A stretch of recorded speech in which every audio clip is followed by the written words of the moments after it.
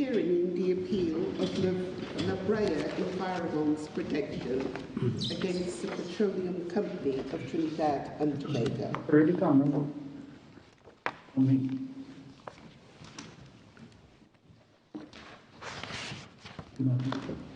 This hearing is being held remotely with connections to the lawyers who are appearing, who are in Trinidad, and to one of the judges of this court, who is self-isolating and is joining us from London.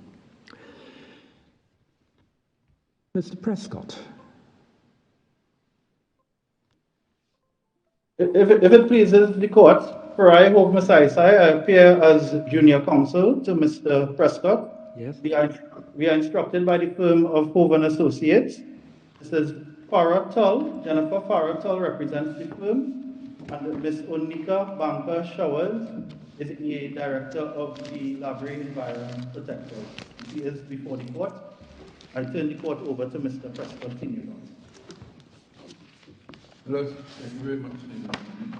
The appellant in this case, the Brea Environs Protectors, is contending that the interpretation which the Court of Appeal of Trinidad and Tobago placed on procedural 21, and in particular 21.1.2a and b, is wrong.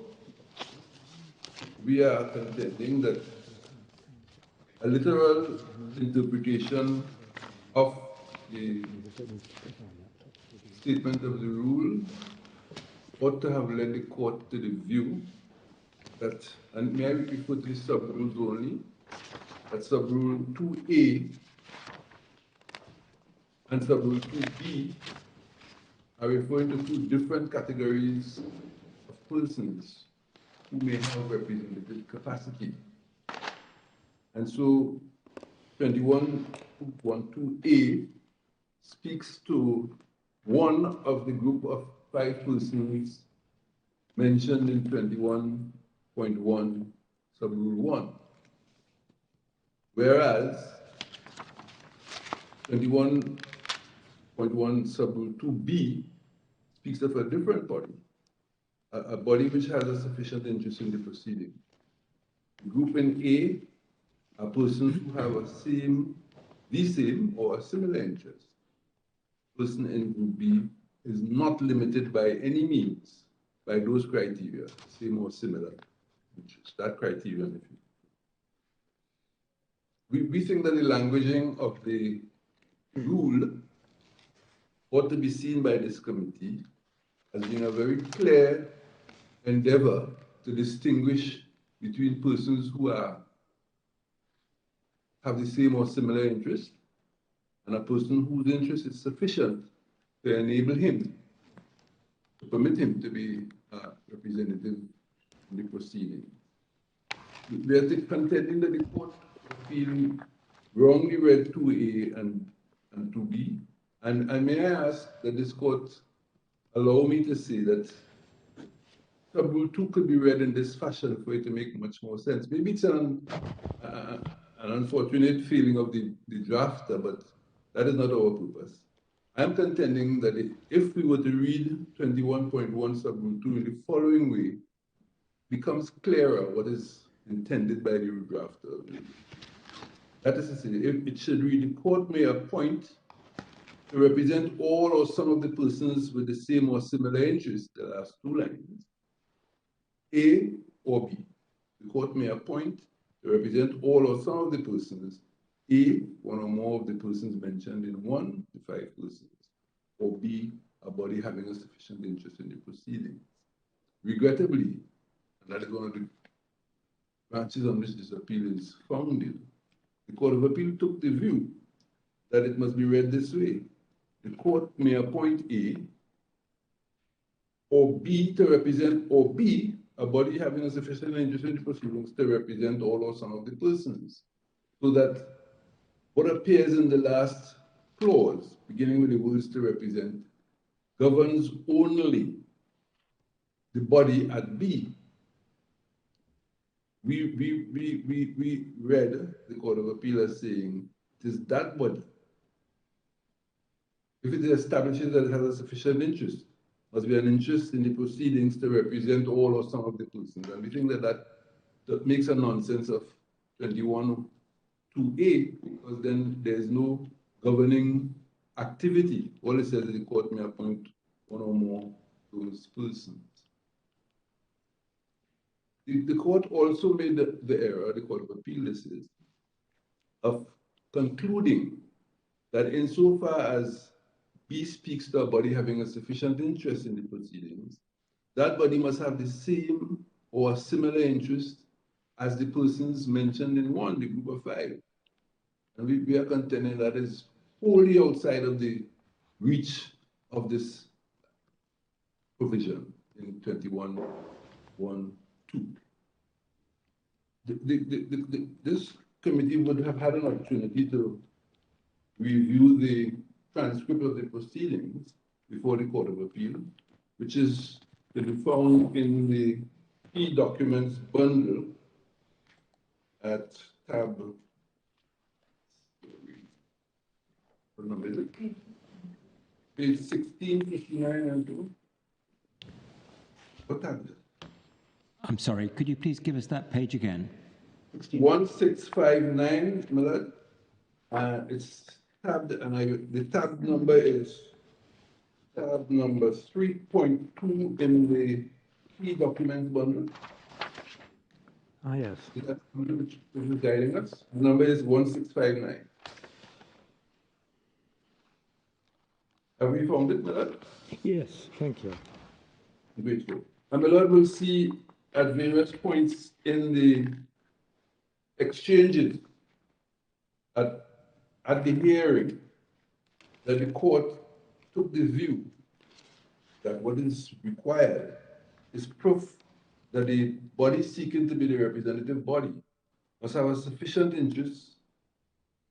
And may I refer you firstly to the language of Justice of Appeal Pemberton at page 1669.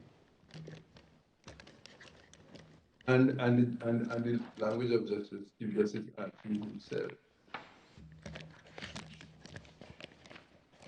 But I will read from line 7, line 8, pardon, Chief Justice says, okay, what is the same or similar interest that this legal corporate body has with its individual members?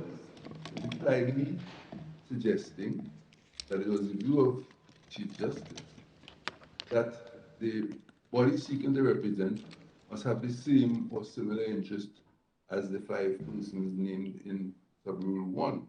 We are contending that that is wrong. He goes on to say, your answer to that appears to be that it is the collective interest of all its members. But before we get there, you have to have something existing that is same or similar to allow you to, you can't get together and then say we are creating a similar interest in the body because we have collectively come together. The body must have a similar interest. And that is in stark contrast to the language used by the draftsman of the rule. This rule, if I may invite you to go down that road with me, Millards. This rule is broken up into two parts. The first of which is in the language, or similar language, of the UK Rule 19.6. That is one or more of the same similar interest may represent. But in Trinidad and Tobago, we took a different path and introduced Subrule B, that there must be a body having a sufficient interest. Our contention, and I think I've said this more than once, that does not permit an interpretation that incorporates criterion, namely same or similar interest, or want to have representative capacity. But that thinking appears at several places throughout the judgment. In the absence of written reasons, we assume that that is the base of the Court of Appeals decision. And it is compounded by the court saying this is a threshold requirement. Justice of Appeal Pemberton at the same page 1669 speaks to it. He says at line 25, but perhaps I should just start at 23. Mr. Blaine's counsel, the discussion, my lord, deals with the issue of the same or similar interest. And Justice of Appeal Pemberton says, which you will have to cross first. And that is where we say that is not a threshold or any requirement at all. The language of threshold will be found later on in the passage, in the transcript of that. So if we take that approach to this appeal, it becomes a very narrow appeal. Does the Legislative Committee share the view that the language of Rule 21 is quite clear and establishes two separate contenders, if you like, for the representative capacity? One is a member of a group of 5 persons who have the same or similar interest, and the other is a body which can establish that it has a sufficient interest in the proceedings. I mean, that's, again, I would make reference to it from time to time. The burden is on the appellant to deduce from the transcript that the Court of Appeal might have been concerned as to how to interpret having a sufficient interest, and indeed looked from time to time at the proceedings and hypothetically to the actual hearing to determine what kind of evidence is one going to produce to demonstrate that you have a sufficient interest. To them, to the Court of Appeal, it appears that the substance of the cause of action was one of the criteria one would use to determine if one should have a representative capacity or not. Can I ask you, Mr. Prescott, on the approach you're adopting, it's nonetheless necessary for the people who are being represented by the body with a sufficient interest. Those people who are being represented must themselves have the same or similar interest. Millard, we were having difficulty hearing the... Oh, I'm sorry. I'll try to speak up. Can you hear me now?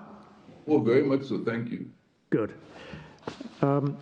Just looking at the terms of the rule, as you say, under 2B, you need a body having sufficient interest.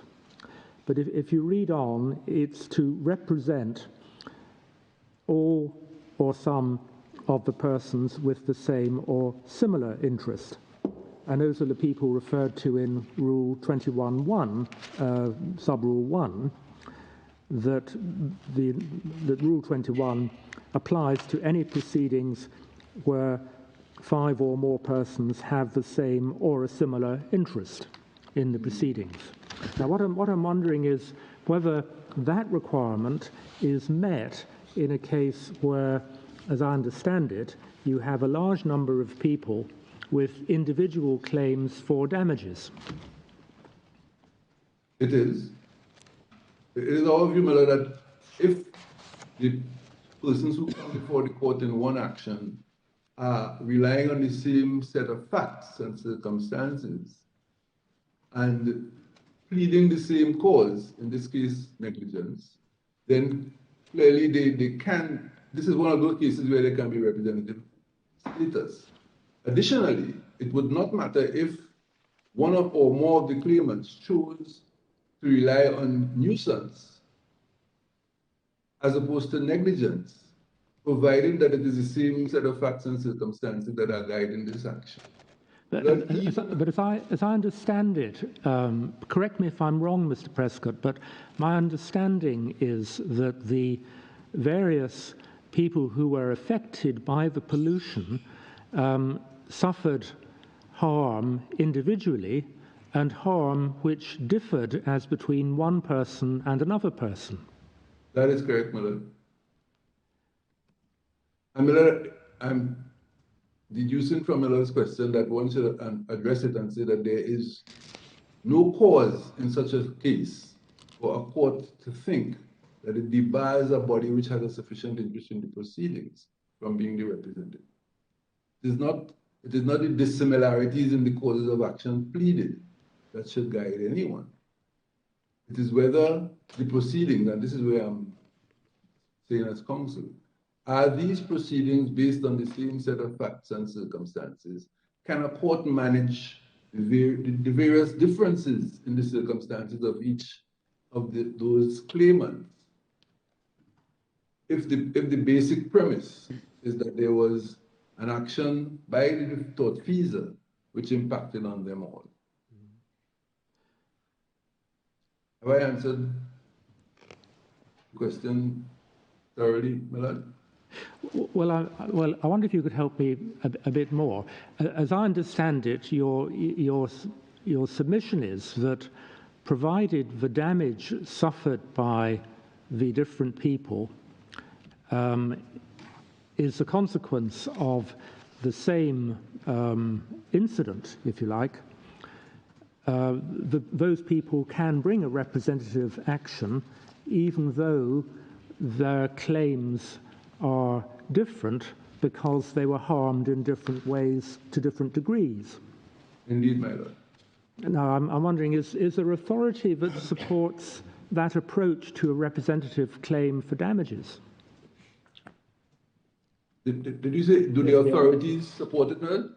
Yes, I'm wondering if there is any authority that supports that approach to an action for damages. Well, I think we can quickly bring that to bring an answer, provide you an answer, Millard. But from my reading, it appears that is so. I came to the conclusion that major circumstance that ought to occupy the court's mind would be whether the facts on which these people rely are the same throughout, notwithstanding that they suffered individually. But in the Mill Harbor case, which we have cited, that the correct citation is Mill Harbor. If you bear with me.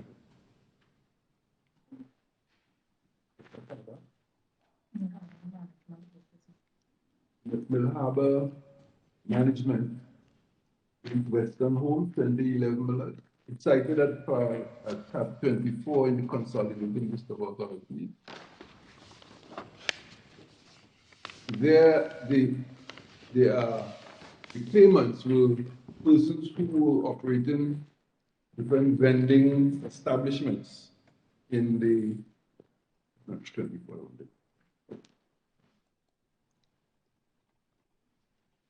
and an action had been brought in respect of all those persons who might have been affected by the alleged wrongdoing. I'm stumbling a lot because I need to have the case in front of me. But I imagine that Millard is familiar with it. Again, I'm very sorry. Can you give us a page number so that we can find it on the electronic file? It's I'm most grateful. 2509. The electronic file. Thank you. Case 2509, my lord.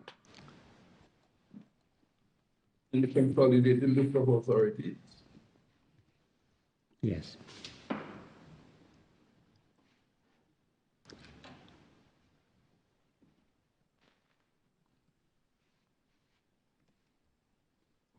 I mean, I misstated the actual code. Set of facts. Millard has it before him. It reads from page 2510, 2510. Do we have it, Millard? Yeah.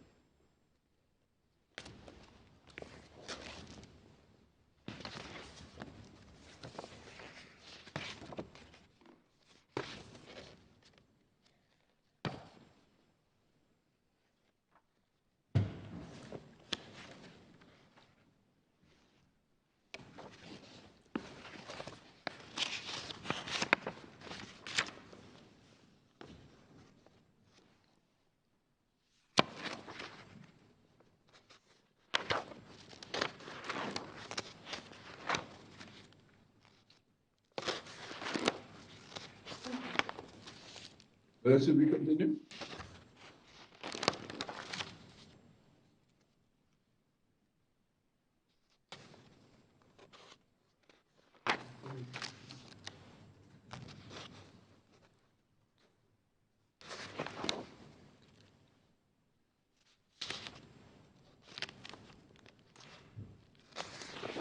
Am I not hearing me? No.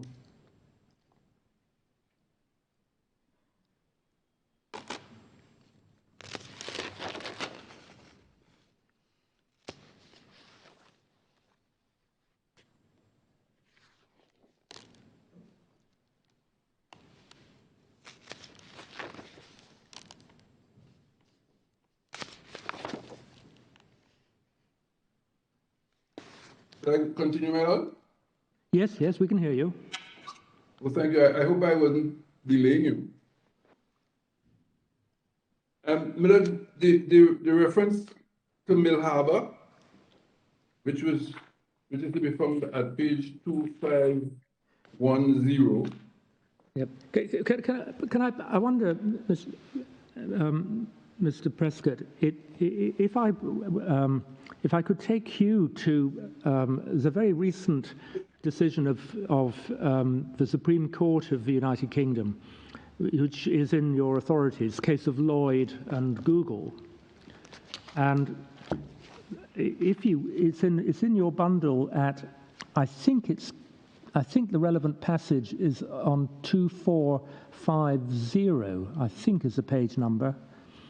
It's paragraph 80, which discusses the scope for claiming damages in a representative action.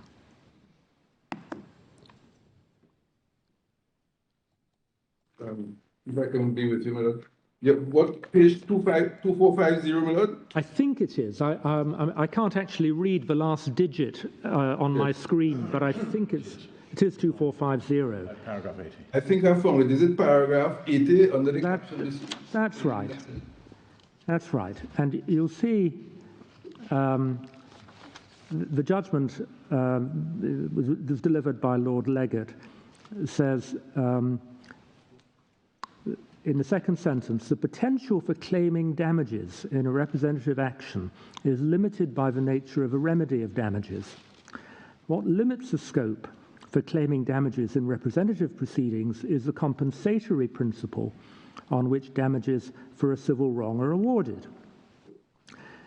In the ordinary course, this necessitates an individualized assessment, which raises no common issue and cannot fairly or effectively be carried out without the participation in the proceedings of the individuals concerned.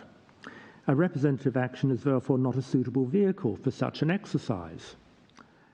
I see now.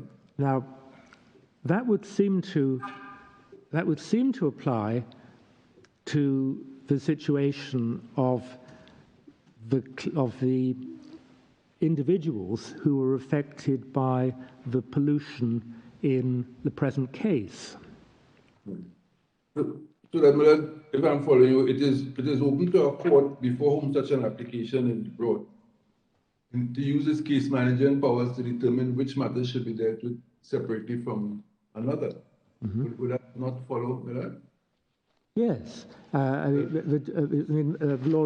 Leggatt suggested in that judgment that if you were dividing up issues of liability and issues of a quantification of damage, for example, then it would be possible to have a representative claim at the stage of establishing liability, but you would need to have individual assessments of damages rather than those being done in a representative capacity, because the amount of the damages would depend on what harm a particular individual had suffered. Indeed, my lord. And my lord, that consideration would be timely and more appropriate, having determined that the proceedings, that the applicant for representative capacity has fit the criterion established. He has demonstrated that he has a sufficient interest in the proceeding. What comes out in the procedural steps that follow may well lead at a case management conference to a judge determining that groups 10 to 12 ought to be treated with separate matters of damages than the others. But the representative capacity of the body concerned ought not to delay, a court ought not to be inclined to say no to such an application because it appears that there might be a time when one has to separate the individual litigants. In so far as I had drawn your attention to Mill Harbor,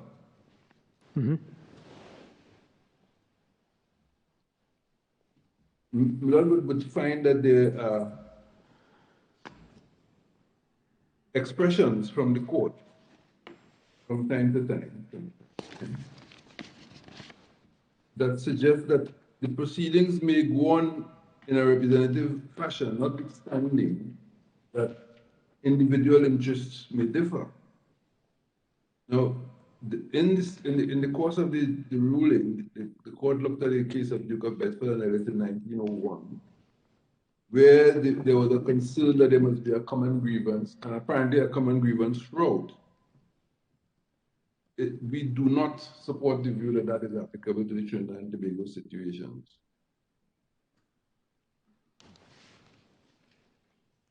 It might help us, Mr. Prescott, if you could tell us what stage the present proceedings have reached. They've been in court for a long time, and there have been a large number of case management conferences. Has any order yet been made for a trial in the case? No, it hasn't gone that far. I'm told that we are at the stage of disclosure. Ah. Which is quite preliminary. I see. No witness statements have been filed. We are really bogged down on this question of can we be represented. I'm sorry, keep my voice up. We have been bogged down on the question of whether there can be representative action or not. Very much in the pit of management.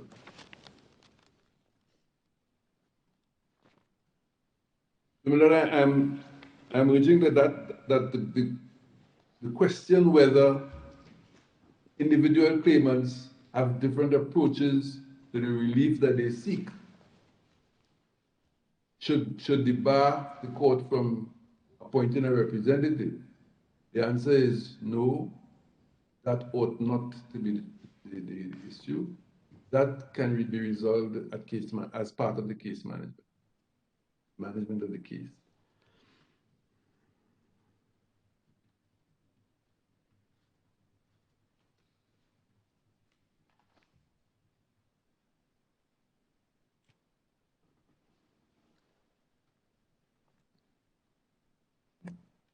Should I proceed with that? Oh, yes, please, Mr. Prescott. Thank you for answering my question. I now turn to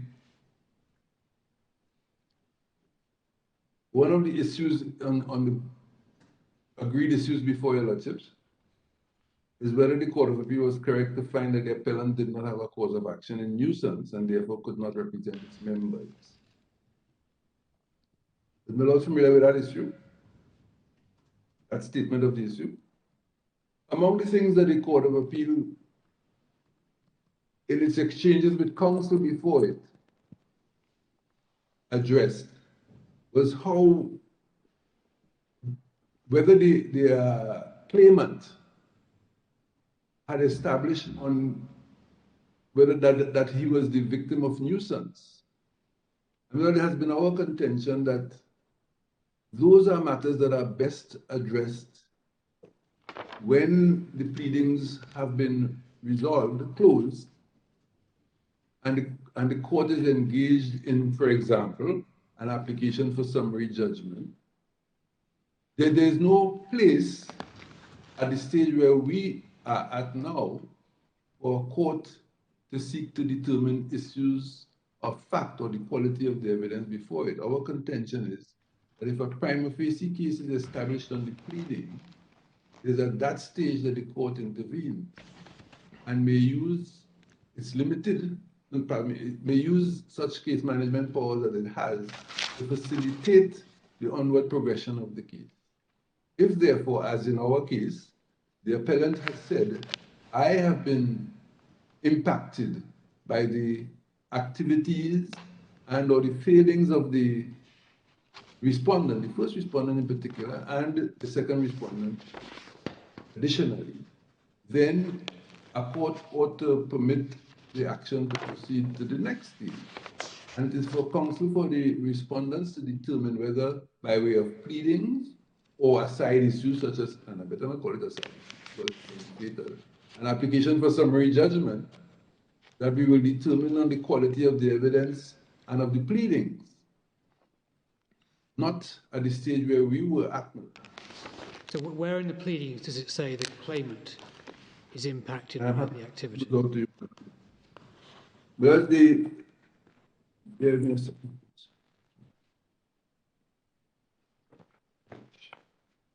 paragraph 20, I'm looking at the statement of case, Yes. and I invite your attention to paragraph 20. It is at page 18 of the electronic bundle. Well, that talks about the claimant's members, not the claimant. I beg your pardon, did I point to the wrong thing? No. In the course of the pleadings, I'm sorry, I cited the wrong paragraph. Paragraph 23, which is on the page following, is 30. Page 20. It says, in breach of the duty of care owed to the claimant and negligently the second defendant, the following occurred. And then it sets out a list of matters which go to establish the breach of duty of care on the part of the... But where is it said that the claimant has suffered loss or damage or injury to property? It says that the claimant is one to whom a duty of care is owed by the second defendant. The second defendant being the Occupational Safety and Health Authority, and the defendant claims in respect of, the claimant, the appellant claims in respect of what he has pleaded, coming out of what he has pleaded, that a declaration is required, that there should be 8, I'm looking at page 37, please, of that bundle, where the reliefs are set out. And below, let's see relief number 7, claims a declaration that the first defendant is liable for the spate of oil spill, etc. throughout the period 17 December 2013, 28 December 2013, and on to March 2014. And then in 8, he claims damages for negligence and a breach of duty of care against the first and second defendants. That is how he has stated it, my lord. So prima facie, he has said there is a breach, and I am the victim of that breach, and I require that relief. But is there anything in the body of the pleading to identify that the claimant suffered any loss or damage of any kind? My lord, it appears that he did not. Right. And may I, however, issue the caution which we have been seeking to persuade court, that at this stage, a court does not determine on the sufficiency of the pleading. There used to be a time, my lord, in the old rules of the Supreme Court, where a defendant could move firstly to say, you have not established a reasonable cause of action or any cause of action at all. That seems to have faded away. And one says, is there on the face of it a prima facie case? Does this claimant say what has happened and what loss he has suffered and what damages he should be entitled to? This, Miller has asked me to show in the pleadings what damages did the claimant rely on, what damage itself. I mean, that is not pleaded. but he says there's a breach of a duty of care to me. And whether or not his pleading is sufficient on that, the court at this stage we are contending ought not to enter into the arena to determine on the sufficiency of that pleading. It should leave it to the defendants and or the case manager to determine when and where that issue should be dealt with. Not at the stage where we are endeavoring to determine who are the parties to present this case. But Mr. Prescott, what should the court look at, other than the pleadings, in deciding whether the conditions specified for a representation order under your Rule 21 are satisfied? Well, on the pleading, my answer is that the court should be guided by the pleadings. Once it is satisfied that the criteria set out in Rule 21, namely sufficiency of an interest in the proceedings, let me first say, once it is satisfied that there are 5 or more persons who have the same or similar interest, and that the person who is seeking to be permitted to represent the group has a sufficient interest in the proceedings, then the pleadings are what limits the court. Well, this Court of Appeal, and if I may use this as an example to make it more graphic, this court asks questions such as, who will give the evidence of where you have lived, show us where you have suffered loss? Those matters I am contending are matters that the defendant will raise when they have reached the stage of the pleadings, of challenging the pleading as they are permitted to do. Yes, madam. Mr. Prescott, if I could just ask, is it part of your submission that the company does not have to have a cause of action? Or are you saying that to satisfy having a sufficient interest in the proceedings, the company must have a cause of action, albeit that can be determined at some future stage? Well, the prima facie examination of the pleadings should demonstrate that the person seeking to be the representative has a cause of action. It need not be the same as any of the persons on whose behalf he acts. So that, for example, in this case, where he seeks the relief of a declaration and or of a finding of breach of duty of care,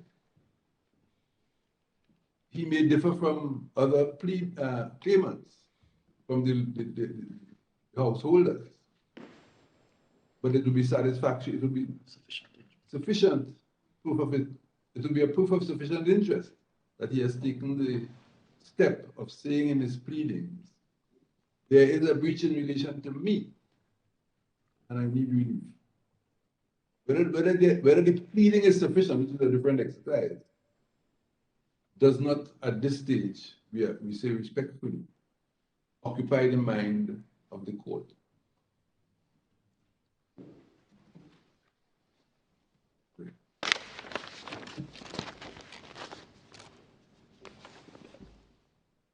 As I understand it, Mr. Prescott, we're dealing here ultimately with an application that was filed on behalf of your client on the 11th of March 2018, and an affidavit in support dated the 11th of May 2018. And that application was that your client be appointed as representative for its members. Is that correct?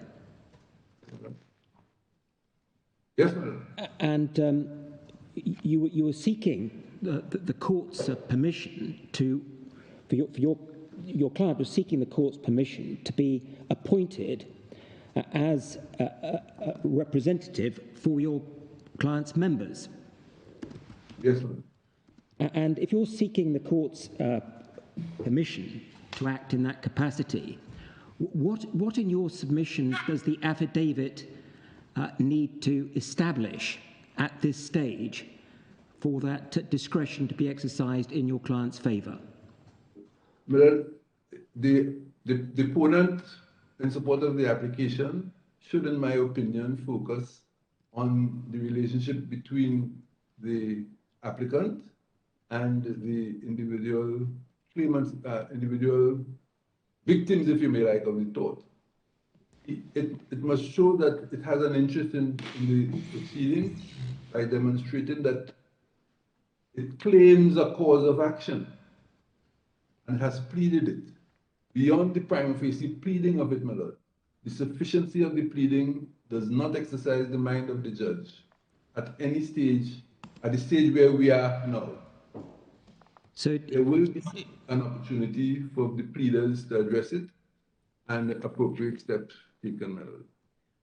So do I understand your submission that it is sufficient for the deponent to say that the applicant has been formed with the intention of representing the interests of its members? Well, may I approach that too is, firstly, it does not deter the court from addressing his right to bring the action. And secondly, yes, my lord, the court, the litigant may say, the claimant in this case, I was established for the purpose of bringing these people.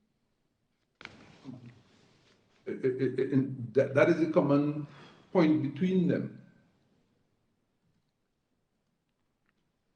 Whether, I'm repeating myself, whether in so doing he has gone beyond establishing a prima facie cause, a cause of action prima facie, ought not to trouble the court at this stage, because it ought to lead, it seems to me it must lead to a court engaging in what we may call the arena, in making determinations about facts pertaining to the liability or the entitlement to relief, as opposed to the one fact which Part 21 is required. Is there sufficient interest? I mean, although I have not been asked the question, it's not a proprietary interest or any of those things. It's not mere curiosity. Has he established that on paper he is a proper claimant? And the only way to determine that is to say, what does he claim to be his cause of action? Indeed, the way our rules are structured, it appears that even if he has not established a cause of action, now is not the time to determine it. But I say that timidly. Case management tends to take care of those. A judge ought not to read it and throw the papers away and say, but you don't have a cause of action here. Defendant must raise it, the adversarial system must kick in, and the judge must make a determination.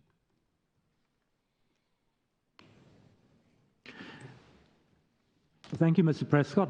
I think we've probably heard you enough on the first point. You have a number of other points you need to cover as well in quite a short time. I do, my lord. How much time do I have? My lord,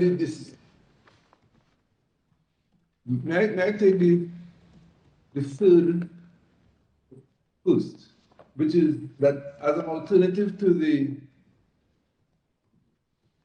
primary claim which we make, which is that we should be the representative, it is not too late, and I use that approach from now, for a court to say that the members of the claimant who it seeks to represent may each or all be substituted or added as claimants in this action. I premise that on what I call what seems to be the overriding objective of the rules, that it would allow for the just determination of an issue that troubles a large number of people in the Brea area. To drive them away from the court at this stage, without consideration of the fact that they do have a case on paper, and if this application were to fail, they would have no representation at this time. They would have no opportunity of ventilating the issue. The overriding objective appears to guide the court towards making a determination that allows for the just determination of the issues which are apparent on the pleading. And our rules actually say at 1.2, the court must seek to give effect to that overriding objective and it interprets the meaning of any rule or exercises any discretion given to it by the rule. And so one may ask, well, what have these claimants, what has been said on behalf of these claimants in these pleadings that would recommend to the court that it should grant them, or rather permit them to be substituted? Let in the application before the court that relief was sought. I'm just, you know, we added, yes, Millard, in an application before the court for the representative action, at page 1093 of the key documents bundle, Millard would see that this relief was sought. Alternatively, that leave be granted to the 101 members to be substituted and or added as individual claimants to this claim. That is a permitted step in our rules, Order 19.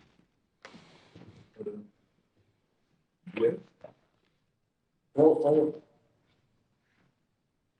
the additional substitution of a party is a permitted step.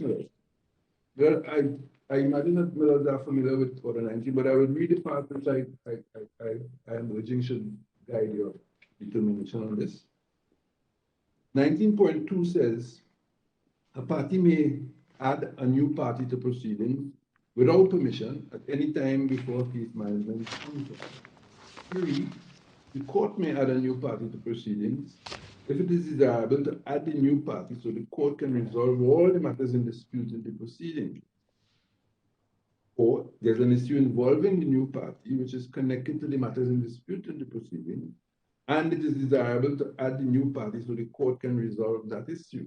If I may pause them a lot, the resolution of the issue before the court is a vital consideration for the court when it is concerned to achieving the overriding objective. May I now turn to 19.5? The court may order a new party to be substituted for an existing one if, and A is not equivalent, B, the court can resolve the matters in dispute more effectively by substituting the new party for the existing party. And my lord, this would be an ideal case for that if this court were inclined to pursue that relief. That all the matters in dispute are clearly set out in the pleading. They point to these villagers having suffered a loss. There are matters in dispute clearly articulated in the pleadings between them. And so this court, guided by the overriding objective, should be persuaded that those matters in dispute can be effectively addressed by substituting one or all those villagers whose names have been identified in the proceeding. But there is no time limit either. I think I've read that. Well, presumably you're going to bring us to paragraph 7. Of the rule, Millard? Yes. Yes. Oh, indeed. I didn't mean to bypass it. The court may not add a party after a case management conference on the application of an existing party unless that party can satisfy the court that the addition is necessary because of some change in circumstances which became known after the case management conference. But the case management conference is not yet passed, is it? Continuing. We think it's, we are saying that it is continuing, my lord, and that this ought not to be a barrier to the substitution if Millers are inclined to substitute. May I proceed? We're told by the first respondent on page 1818 that there have been 9 case management conferences held on dates between September 2015 and July 2018. Page 18. It's 1818. I'm obliged, you, my lord. Yeah, pardon me, Lord, they observed that several case management conferences have been held. It's in paragraph 16. Yes, I'm looking at paragraph 16. May I ask what was the question, Millard? I'm sorry, May I Mr. ask what the question? Yes, please. May I ask you to repeat the question, please, Millard? Yes? What is the question, Millard? Oh. He's asking? You've told us that the case management conference has not yet been completed. We're told by the first respondent that there have been 9 case management conferences. Do we have is there any, I'm not sure if we have any order in our papers. It seems rather strange that you have a continuing case management conference over a period of 3 years. As long as it may have taken, it is the view of our court expressed by Justice of Appeal Jamada in a case which I cite to you shortly, that unless the court has taken some definitive judicial action to advance the case beyond case management, as for example, by determining that there should be witness statements or a trial bundle should be prepared, or we move to the pre-trial review stage, we are still in case management. But I'm seeking to get assistance to find the reference that to the case that I'm citing. And at first sight, it looks as though a case management conference was held, for example, in September 2015. And if that's right, then you would need to show one of the special reasons set out in paragraph 7 of Rule 19.2 to justify adding a party at this stage. You know, what I'm understanding a lot, so the answer is that although case management has taken years already, it has not yet come to an end, because that judicial action to advance the case has not occurred.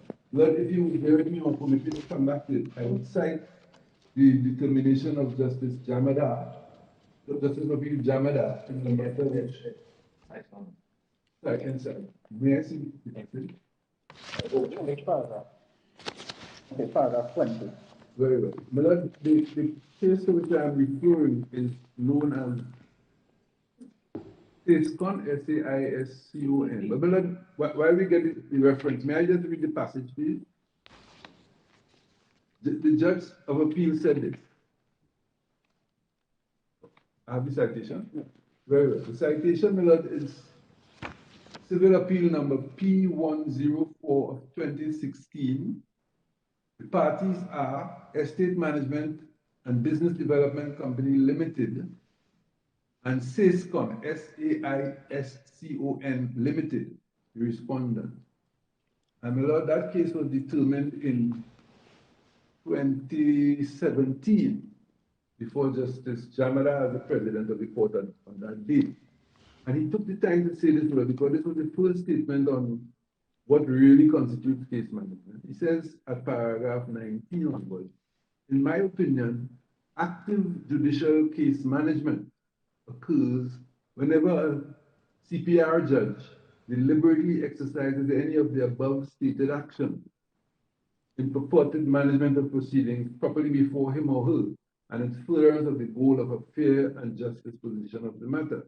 And the actions to which he refers are rules 25.1, 26.1, and 27.6. 26 and 27 are concerned with case management proceedings. 25 is concerned with the objective, well, it's a statement of the objective of case. Judge goes on to say the following, and I won't be long. A case management conference is therefore a court hearing specifically scheduled for the purposes of exercising active judicial case management in relation to particular proceedings. However, it is possible that at a court hearing, not specifically scheduled for active judicial case management, that a CPR judge can actively exercise case management powers. Such a hearing would, from a common sense point of view, also be, if only in part, a case management conference. This is because it is the substance of what in fact occurs that matters. not the form that it takes. Thus, to determine whether or not there has been active judicial case management, the question to be asked and answered is whether in fact there has been active judicial case management of proceedings by a CKR judge. Now, he has gone on to say that if it continued in the case management vein, then the case management has not ended. It is when he takes the step of ordering pre-trial, ordering witness statement, getting on with the active proceedings, processes of the case, leading to a trial, which is what the whole BR is aimed at. It is then that case management has come to an end. And invariably, a court would say, well, case management is ended. I shouldn't have said invariably. A court should say, this is the last case management conference. We will now move to pre-trial review, give us some dates for certain things to be done. And those things, my lord, have not been done in this. So that active judicial case management in our contention is continuing. And therefore, Rule 19.27 does not debar us in this case from proceeding to consider a substitution error or an addition. Lord, may I invite your attention to one more provision in Rule 19, and that is 19.5. And the first provision is that the court may add, substitute, or remove a party on or without an application. So that it appears that there is a certain liberality in the approach at this stage, my lord. And I profess that this is what we've been endeavoring to persuade this court, this committee about. That at this stage, until we have got down to the trial or the pre-trial, we are seeking to put the parties, the claimant in particular, in this case, in a position to have his case heard just. Yes, madam. Mr. Prescott, can I just ask you, as an independent point, about limitation? As I understand it, the limitation period would otherwise have expired, I think, in December 2017. Yes, madam. Being a 4-year limitation period. That's correct, is it? It is correct, madam. So you would be adding parties after the expiry of the limitation period? Well, may I take a slightly indirect approach to the answer to that question?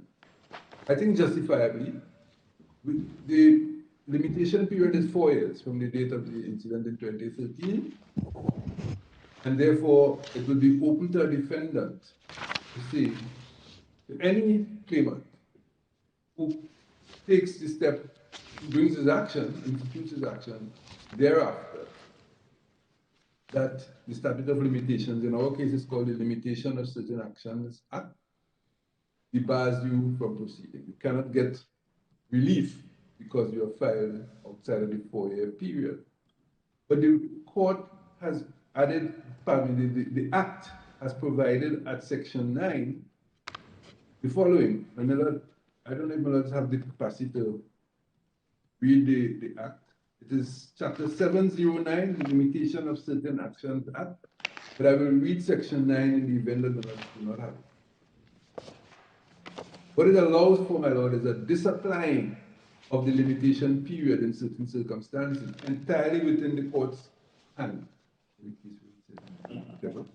It says the following: where it appears to the court that it will be inequitable to allow an action to proceed, having regard to the degree to which the provisions of Section 5 or 6, those are the time limit provisions, prejudice the plaintiff or any person whom he represents, and any decision of the court under this subsection would prejudice the defendant or any person whom he represents, the court may direct that those provisions shall not apply to the action or to any specified cause of action to which the action relies. I read this to say, firstly, the use of the word inequitable in 9, which I have read, where it appears to the court that it would be inequitable.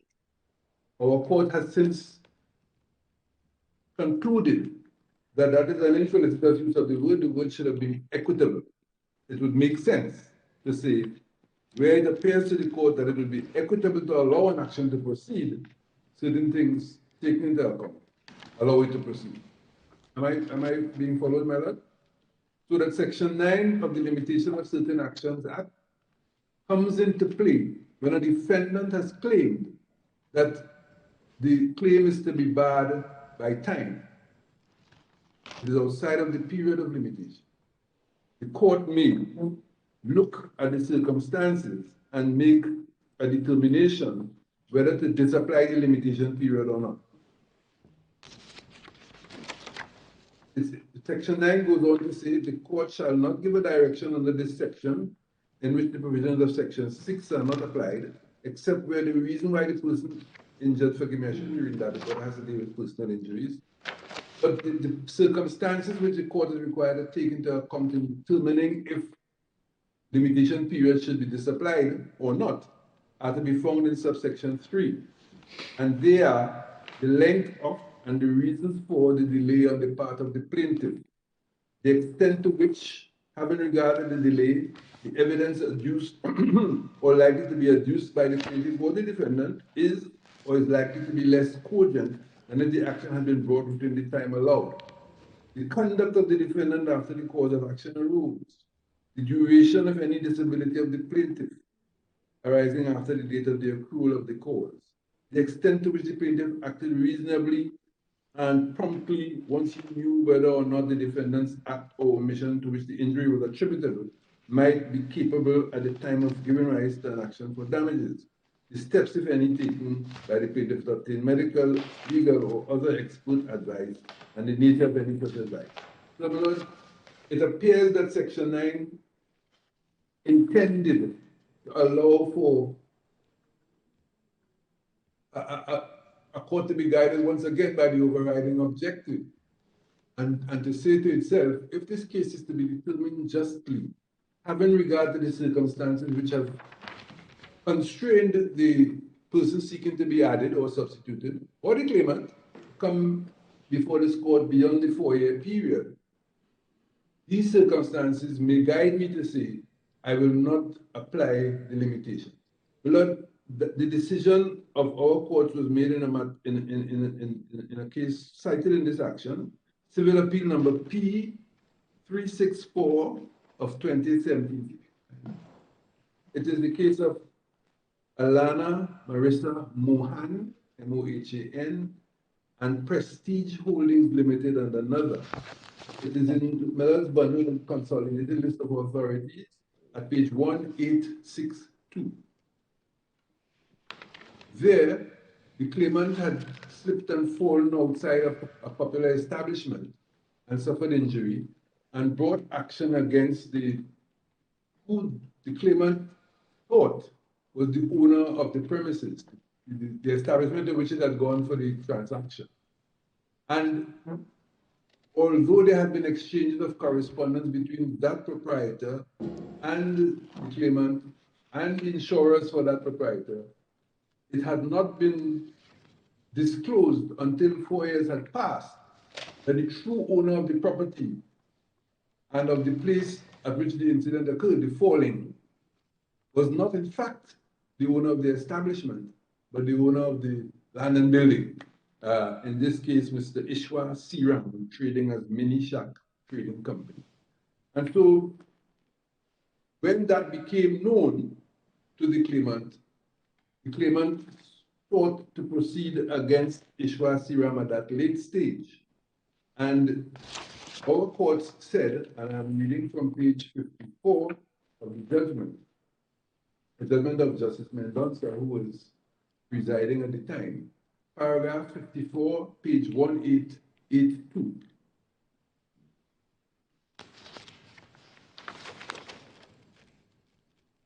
It says section 9(3)(b)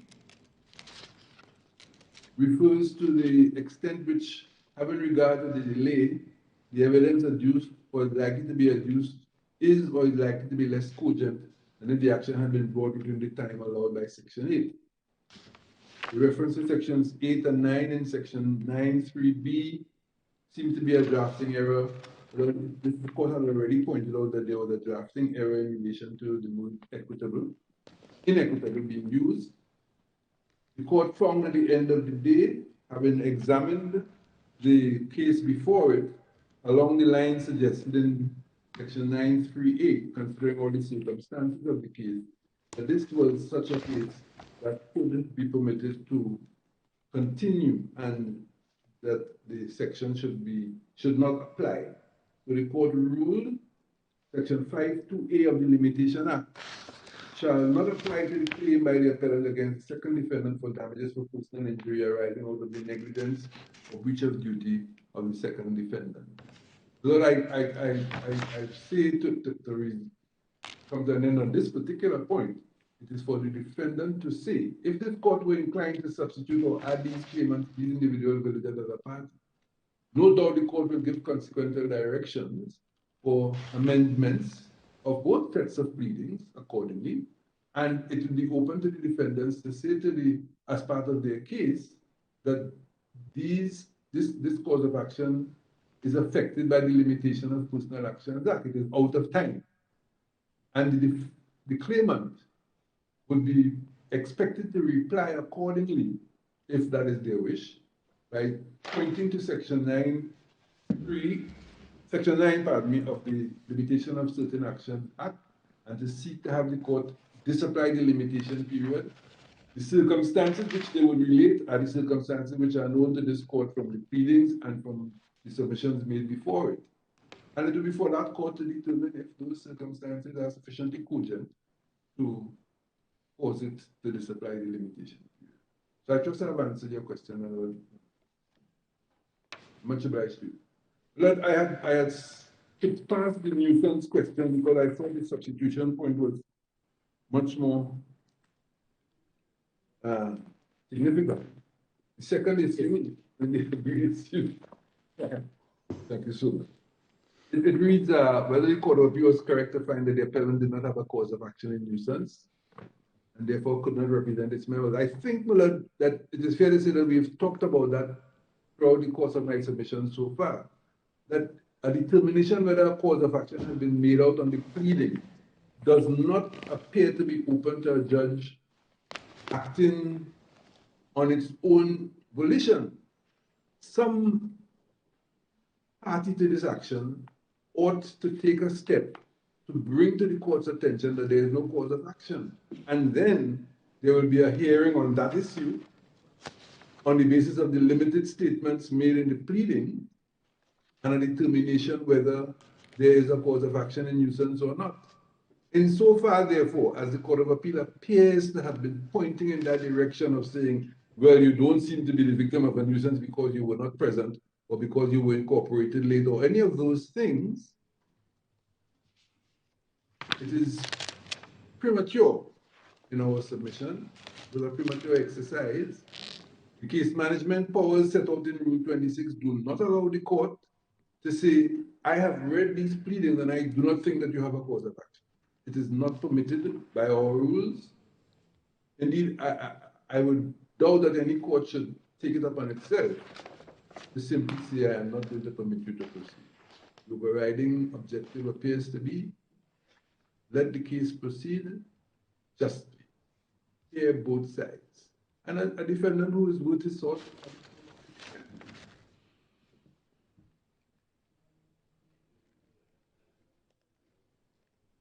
That is a short answer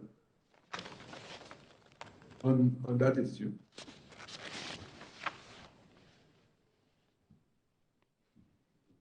Is there any other matter on which my lords wish to hear me at this point? If not, I don't think so, Mr. Prescott. I should point out to you, you've gone beyond the time you had asked for, but I've allowed you to continue. You're eating into any reply time that you would have left. Observed, my lord. Thank you very much. So, does that complete your submissions at this stage? Well, I'm very grateful. Thank you. Well, before we call on the respondents, we'll take a few minutes to consider the submissions that we've heard on behalf of the appellant, and so we'll adjourn for a short time, and we'll make arrangements for Lord Burrows to join us during the adjournment.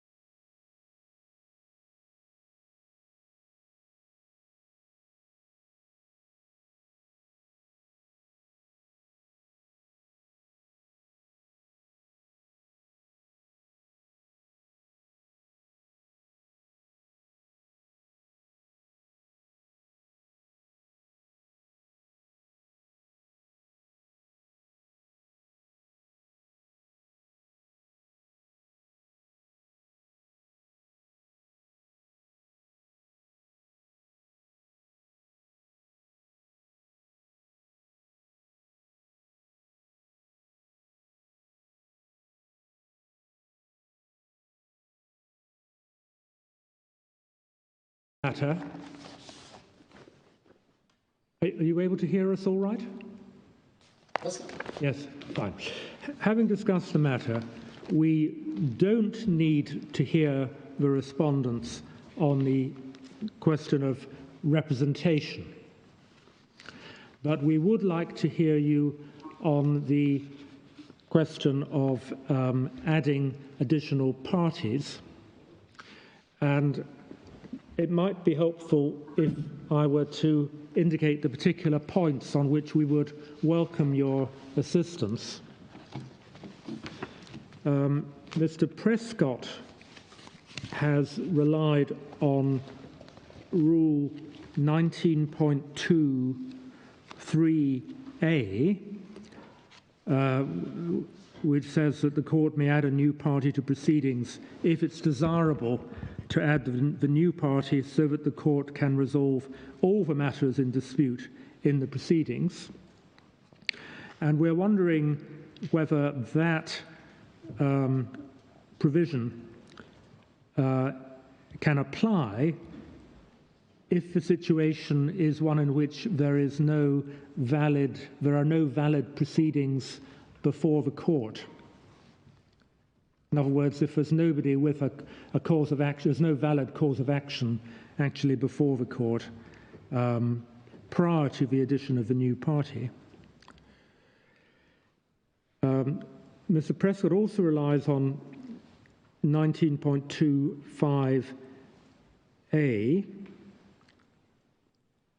and we wonder whether that is applicable in the circumstances of this case.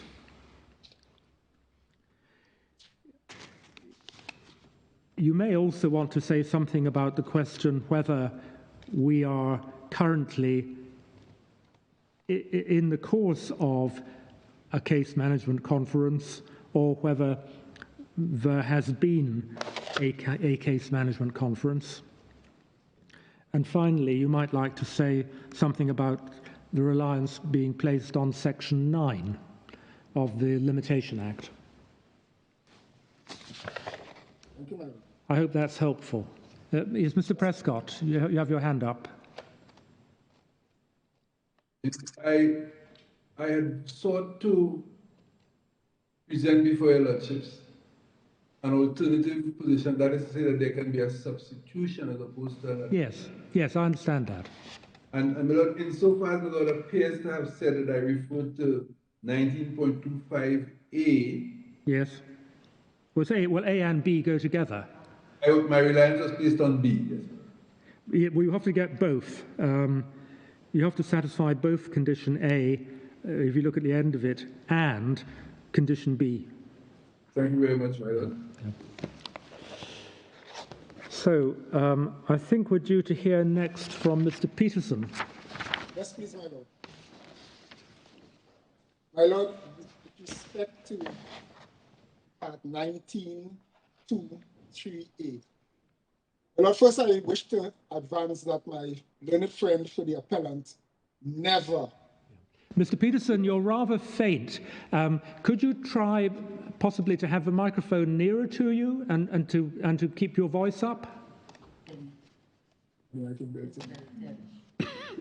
Are you hearing me better, my lord? That's much better, thank you. Yes, my lord, the appellants never advanced an application under Part 19 of the CPR. The application by the appellant is always under Part 26 and Part 21. It is the first respondent and the respondents who drew the attention that Part 19 of the CPR is the relevant rule. It had not been advanced. And Part 19, my respectful submission, cannot be of assistance to the appellant because the appellant never advanced the required evidence to make good that application. So that's what I wish to first say on that matter. But my lord, to get particularly to the part of the rule the lordship posed to me, Part 19(2)(3)(a. It reads that the court may add a new party to proceedings if it is desirable to add a new party so that the court can resolve all the matters in dispute in the proceedings. My respectful submission, my lord, is that parties cannot or ought not to be added at this stage. And of assistance, my lord, would be two cases, and they're in your bundle. One of those cases was cited by the appellants, the case of Moon, and the second case is the case of Lloyd against Google, which also made reference to the case of Moon.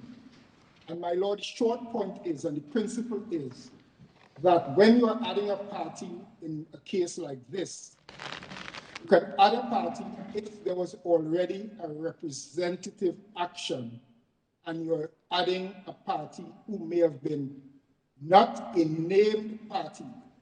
That's the principle coming out of the case of Moon by Lord Denning, where he made the distinction between named party, referred to in the dicta as a full party, also a party that may be unnamed.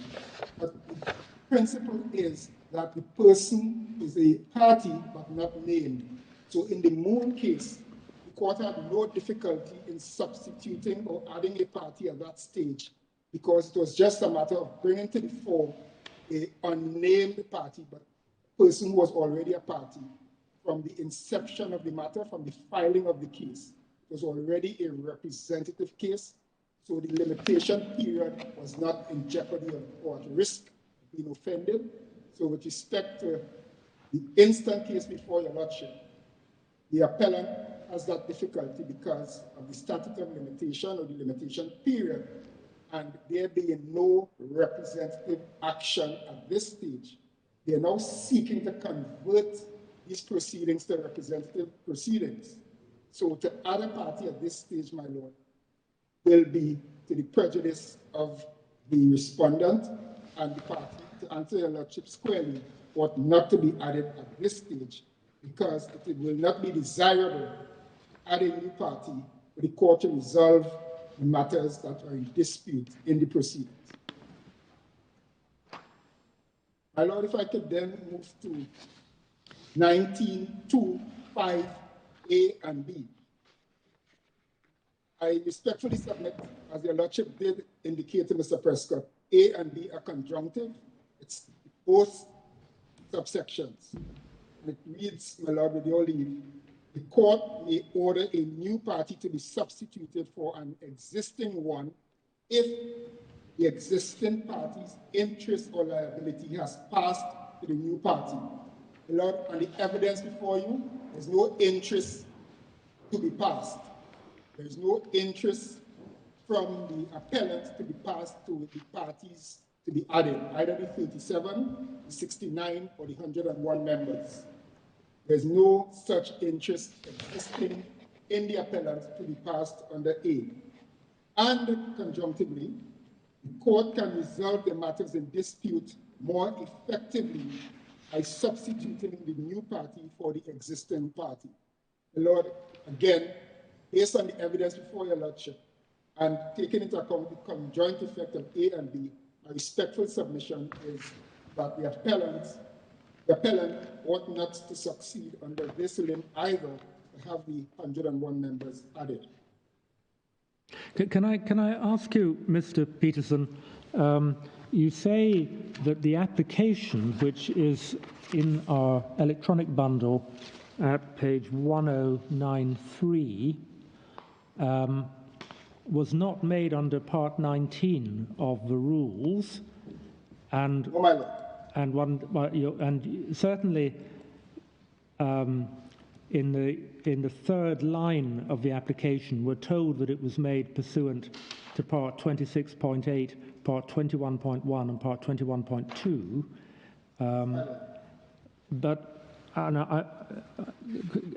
But when you look at paragraph 2 of the application, it asks for leave to be granted for the 101 members of the company to be substituted and or added as individual claimants. Would that not have to be under Part 19? My Lord, it will have to be, the only rule that allows substitution is Part 19, but with respect, my Lord, the application was not mounted under that, because if they were to proceed under 19, then there are hurdles that they have to surmount in 19, which they did not attempt to surmount by merely setting out in paragraph 2 the language or the purpose of Part 19 without condescending to discharging the burden under Part 19. My respectful view, my Lord, that it does not assist them to achieve the end. When one goes to the affidavit, Exhibit OBS1, my Lord, one will see that that affidavit is defective and inefficient with respect to demonstrating and satisfying the conditions under Part 19 to add or substitute a party. And my Lord, even when one goes to paragraph 2, if one is to be generous, still does not assist the appellant in achieving that point. There's no evidence to satisfy Part 19, my Lord. Just before you go on, may I ask you a slightly different question, please, but it's related to the matter you're addressing us on. And may I draw your attention, please, to the electronic bundle at page 2732 and Part 19, Rule 19.3.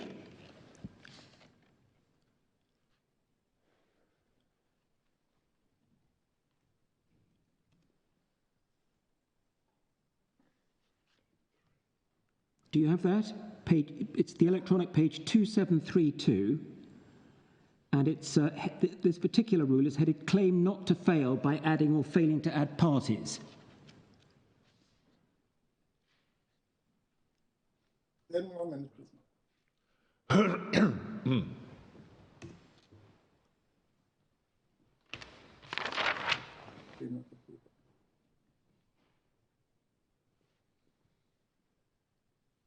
Have you got that now? 19.3. 19.3. Yes. And it's the general rule is that a claim shall not fail because a person was added as a party to the proceedings who should not have been added, or a person who should have been made a party was not made a party to them. Now, could you please assist me as to how that relates to Rule 19.2, and were we to conclude that this claim would be bound to fail but for the addition of these additional parties, or some of them, why in your submission would 19.3 be relevant or not relevant?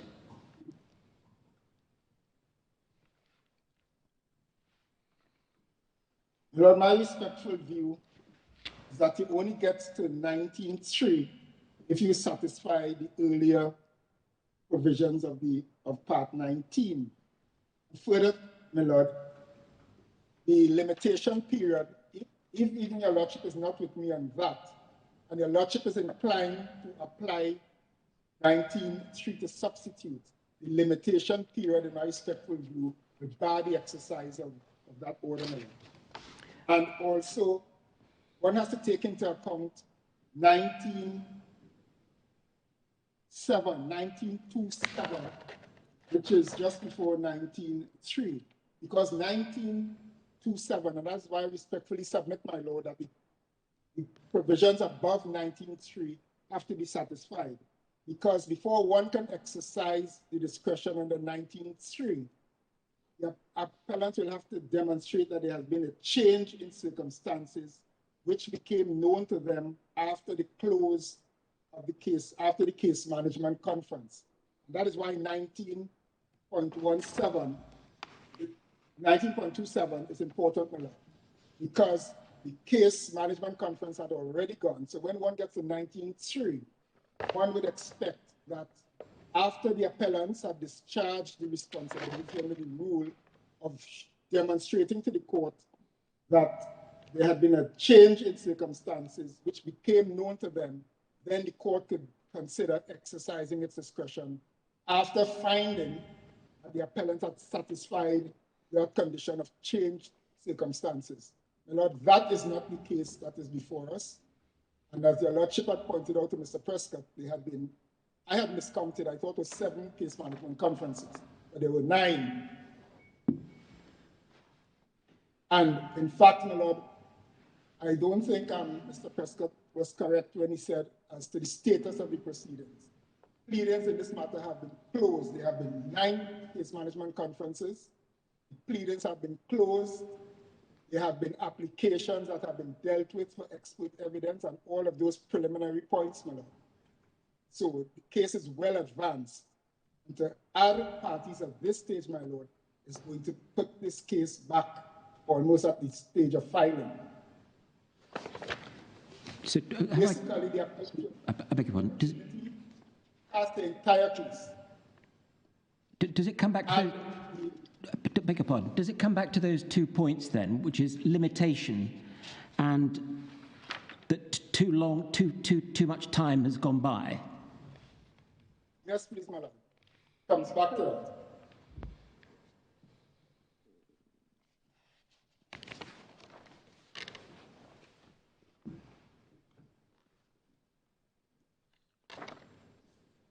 So, my lord, just to finish off the point on the case management conference, I don't agree with the submission of my learned friend, Mr. Prescott, that there's a continuum of case management until one gives a direction with respect to pretrial review and witness statements.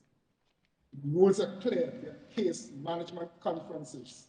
And unless there's a clear order that a case management conference is not closed, it is deemed to be closed. And 7 clearly says the court may not add a party after a case management conference. In this case, we had 8 or 9. So, my lord, based on 1927, a respectful submission is that the appellant ought not to be allowed at this late stage to add or substitute a party, because there is no explanation before your lordship with respect to that. And as we have recognized, the statute of limitation has since passed. And my lord, that brings me to the case of Google, Lloyd against Google, where your lordship had taken Mr. Prescott it. Okay, Mr. Peterson, just before we turn to that authority, can I just ask you, are there any orders made by the court either fixing or adjourning case management conferences in this case? There are orders, my lord, but they're not in the record. I am seeking to get some assistance. Yes, yes, very well. Well, if you're able perhaps to come back to that, if those assisting you are able to put their hands on them, then that might be helpful. Yes, ma'am. My lord, I brought to your lordship's attention paragraph 81 of the decision. Yes, we don't need to hear you on the issue of a representative action. Thank you, my lord. And my lord, that takes me to the limitation point on section 9 1 of the Limitation Act.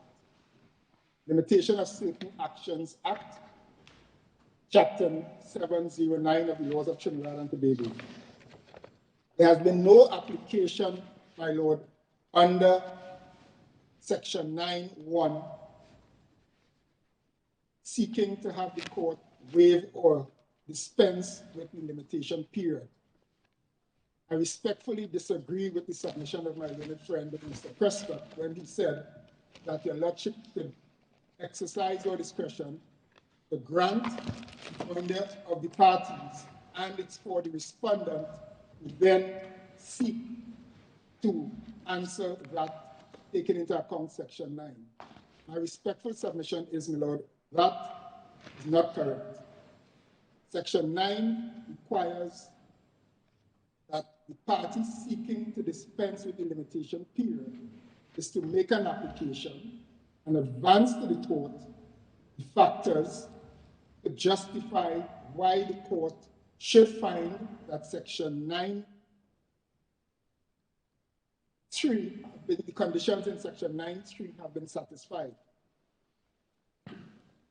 Mr. Prescott had taken your Lordships through the conditions, but Section 9, subsection 3 says, in acting under this section, the court shall have regard to all the circumstances of the case, and in particular to, and it narrates A to F. Mr. Prescott went through that, so I will not lay your Lordships with that now. What I wish to respectfully submit is that the case that Mr. Prescott referred your Lordship to of Mohan out of the Court of Appeal of Trinidad and Tobago, where the worker fell outside an establishment where the limitation period has been dispensed with. Conditions that my friend referred to are in fact conditions alluded to in Section 9(3). The length of time, the reason why the plaintiff could not come forward before, the duration and disability of the plaintiff, those conditions would have been advanced to the court for the court to exercise its discretion. My Lord, before you, there's no evidence capable of satisfying the requirements under subsection 3, Section 9 of the Limitation of Certain Actions Act to trigger your Lordship's discretion. Mr. Peterson, I'm wondering if there's a chicken and egg problem here. Until new claimants are added, there isn't in the proceedings a limitation problem to which Section 9 could be, for which purpose Section 9 could be prayed in aid to extend the period. And I'm wondering what the Trinidad and Tobago limitation rules are where a new party is added to proceedings outside the limitation period for the bringing of a claim by that party. In the English jurisdiction, there are rules which provide that his joinder or his new claim may in certain circumstances date back to the original bringing of the proceedings, so that if we had a Section 9 like yours, that issue, the Section 9 issue, would never arise because he would not be statute barred once he had been joined. But I don't know, and Rule 19 doesn't tell me, what the effect of joining a claimant outside the limitation period would be on the running of time against that claimant. If I could just add to that, it may be, in the practice I'm most familiar with, you would take account of a limitation period in deciding whether or not to add the party. Yes. You know, the court has a discretion under Rule 19, but the court would obviously have regard to the limitation period's expiry in exercising that discretion. Yeah. Yes, my lords, that is what I understand to be the practice in Trinidad. We don't have the rules that your Lordship referred to that the UK. I'm sorry, I can't hear again. We don't have the rules, my lord, that your Lordship had referred to that exist in the United Kingdom. Yes. Then I take your Lordship's point, and that's, as I understand the law in Trinidad with respect to limitation and adding of a party. One will take into account the prejudice that will be caused to the respondent. One will take into account the existence of the limitation period and whether that limitation period had expired. Right. With respect to whether one should exercise a discretion to add or substitute a party. So that will be a factor. If under 9.1, section 9.3, the court is minded in exercising its discretion to dispense with the limitation period, as was done in the case of Mohan, then the conditions that are set out in subsection 3A to F, in particular, apart from other factors, will have to be satisfied. And the Lord, if I would respectfully also add to that, I had been thinking of that point, my Lord, and if your Lordships were to accede to the submission of Mr. Prescott to add the 101 members at this stage, what your Lordships will be doing is adding the parties in the face of an expired limitation period. The first respondent in particular would be severely prejudiced, because then the first respondent will have to go before the High Court and say, I am challenging the joining of these 101 members against the limitation period that has expired. What the respondent will face is the insurmountable hurdle that the Honorable Judicial Committee of the Privy Council had already determined that those parties should be added in the face of being aware of the expiration of the limitation period. So the first respondent will never be able, in my respectful view, to convince a High Court to rule contrary to the exercise of the decision by the Privy Council to add these parties in the face of an expired limitation period. So that's my respectful submission, my Lord, that it is too late for the appellant to seek to add 101 parties at this stage.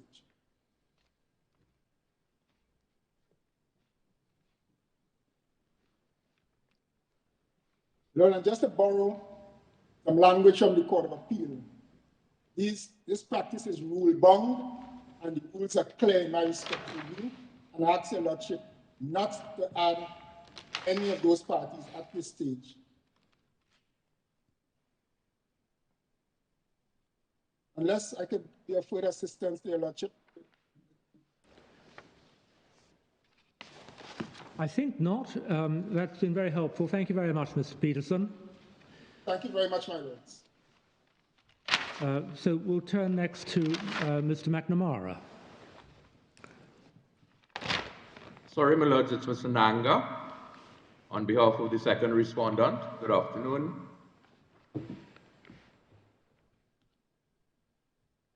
And my lords, if I can take it up, and I adopt the submissions of learned senior Mr. Peterson on behalf of the first respondent. But if I can do it in reverse, Your Honor, my lords, with respect to the limitation period, even if there was material before the court that would allow the court to override the limitation period, we come back to the problems with Rule 19.2. And dealing briefly with the question of 19.3, 19.3 is the general rule that an action is not, a claim shall not fail because of the joinder or non-joinder of a party. That is the general rule. So for example, had it been at an early stage that this action could have been saved either by removing a party or by joining a party, then Rule 19.3 would have been applicable. However, we are now far removed. We are now after the first case management conference.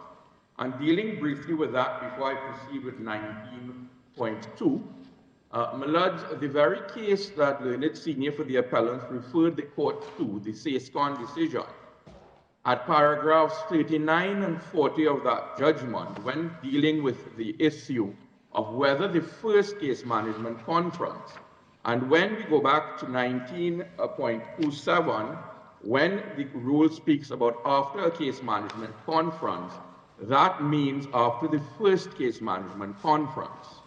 So it is not, as the appellant is suggesting, that once we are at the case management stage, as opposed to the pre-trial review stage, that the rules with respect to before a first case management conference applies. It is not that at all. We have to see and determine whether or not the first case management conference came to an end. And Where do we find this case? my lords, this was a case that the appellant referred to in his submissions this morning. I took the liberty during the break to email a copy to my lords. However, with my lord's permission, if I can share my screen as I have a copy. That's a good idea. Yes, we haven't received your email. I dare say our registry have it, but they haven't forwarded it to us yet. All right. So, with your permission, if I can share my screen. I don't know how we do that. Well, it'll appear. I can do it from my end, my lord. Oh, very well.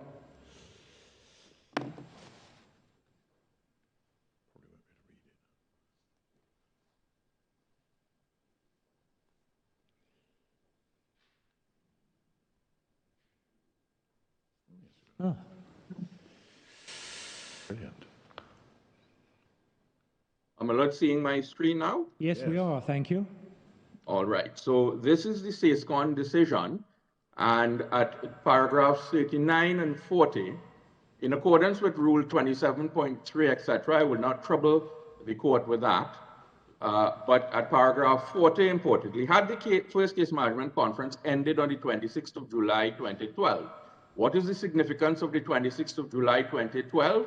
When we go back up to paragraph 39, that is when the court gave permission to file and serve a reply.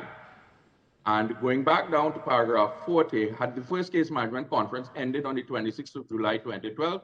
Clearly it had. Why? Because Rule 10.10 requires permission of the court to file a reply. If it is not done before a case management conference, when the consent of the defendant is required, and the court may only give permission at a case management conference. Therefore, what took place on the 26th of July was a case management conference.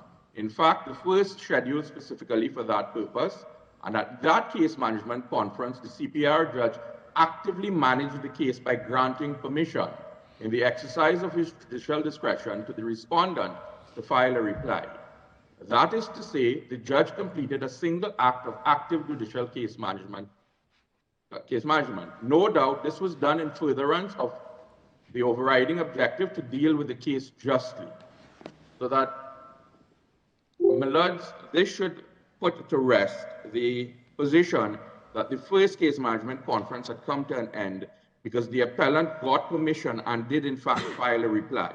So we are now at the end of the first case management conference, therefore 1927 would have to be satisfied. Now, Mr. McNamara, if I can interrupt you just for a moment, we no longer have you on screen or Mr. Peters or Mr. Prescott. Oh, we've got you back. We've got you now. We're just lacking Mr. Prescott. Well, while we're waiting for him, could you just give me the name of that case, Mr. McNamara? My lord, it is Estate Management and Business Development Company Limited, commonly referred to as EMBD, against SASCON Limited, SASCON, S-A-I-S-C-O-N Limited. Yeah. Civil Appeal number P104 of 2016. Is it reported anywhere? No, it is not, please, my lord. It's an unreported decision. But you've sent the whole decision to us, as I understand it, to registry. Yes, please, my lord. Thank you very much indeed. You're welcome, my lord. Is Mr. Prescott back on the screen? Yes, we have everybody back now. Thank you. Thank you. So, If it was an opportune moment to add a party pursuant to 19.3, 19.3 could have been used to save the matter. However, we are now within the realm of 19.2, and that is how you can add a party, perhaps save a matter that would have been dismissed under 19.3. When we go back up to 19.2, 19.2.3, it is desirable to add a party so that the court can resolve all the matters in dispute in the proceedings. My lords, I share the view of Learned Senior for the first respondent. It is not desirable to add a party at this stage. The issues in these proceedings are totally different to the issues that would have to be canvassed if the individual members are added. Or there is an issue involving the new party which is connected to the matters in dispute in the proceedings, and it is desirable to add that new party so that the court can resolve that issue. Again, my lords, based on the issues that are before the court, there is not an issue involving the new party that is connected to the matters in dispute that are now existing with the appellant. The issues, as we have pointed out in our written submissions, the issues are quite separate and distinct between the appellant and its members. So that 19.3, the appellant would not be able to surmount 19.3. Even if I am wrong on that, in addition to having to surmount 19.2.3, the appellant would also have to surmount 19.2.7 now that the first case management has come to an end. And when we look at the affidavit that was filed in support, there is absolutely no material to explain why this application was not made at an earlier stage. And secondly, what are the changes in circumstance that would dictate and would justify making the application at this stage? So that even if I'm wrong on 19.2.3 and the appellant can surmount that, they certainly cannot and they have not surmounted 19.2.7 because plainly and simply, there is absolutely no material to show what is the change in circumstances. Dealing with 19.5, again, I would adopt Learned Senior for the first respondent's argument. The appellants do not get past 19.2.5e.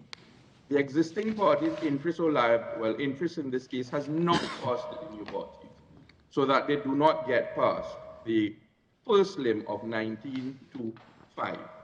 Getting now to the limitation issue, and as Millard has indicated, this may be a chicken and egg situation. And in fact, the practice has developed in this jurisdiction where on occasion a party may file outside of time for permission to have the limitation period disapplied, or the party may go ahead and commence proceedings and await the limitation defense being taken and then apply within those proceedings to have the limitation period disapplied pursuant to Section 9. There is no such application in this case, and as we have pointed out in our written submissions, Section 9 of the Limitation Act simply does not arise based on the material before the courts. It simply does not arise for determination because there is absolutely no explanation given as to why these members could not have commenced an action within the limitation period and why they are only doing so now, especially after the first respondent has from day one pointed out the difficulty with the manner in which the action has been filed, and it is equally apparent from our defense where we are questioning the relevance of citing what losses the members suffered in the case as filed, so that from day one, your Millards, the appellant and its members were quite aware that the respondents were taking the position that this case, it is not about the members, it is about the appellant. And that should have clued them in to be able to either commence the action in time or apply at that point in time prior to the first case management to have those members join. So, my lords, those are my submissions, unless I can be of further assistance to the court.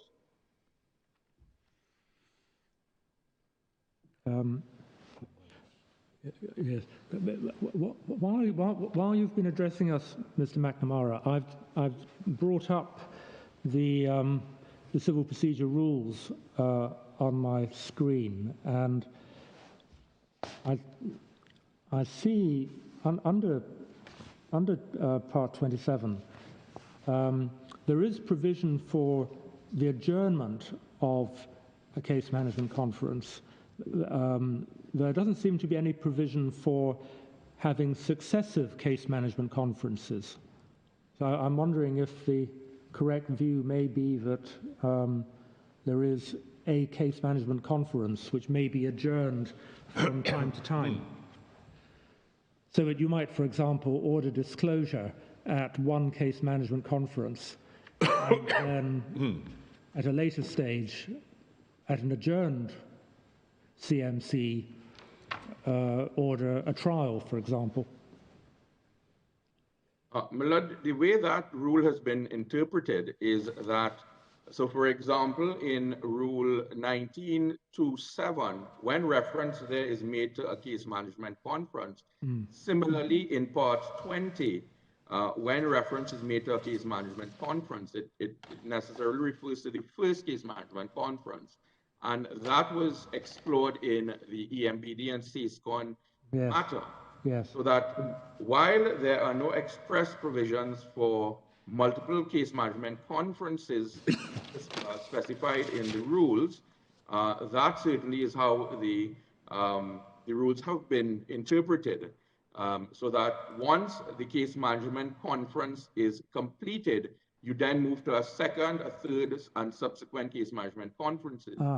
Until the first case management conference is concluded, yes.